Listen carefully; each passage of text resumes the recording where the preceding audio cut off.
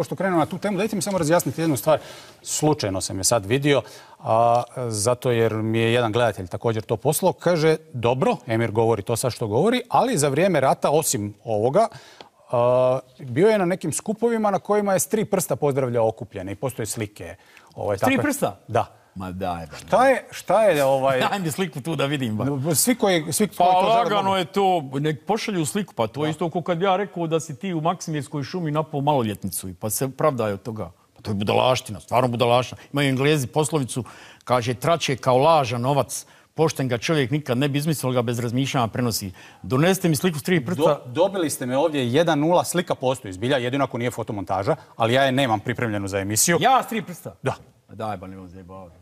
Ne znam, možda je fotomontaža, malo ste deblji, korpulentni na nekom skupu.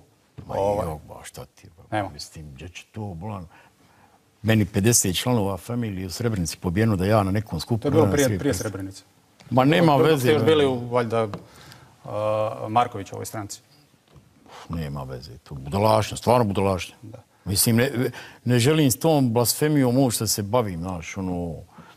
Imali smo već anarhiju prije 20 godina. Šta je? To je fotografija, navodno, vaša. Jeste to vi? Ovo sam ja i ovo su podignuta 3 prsta. Možda...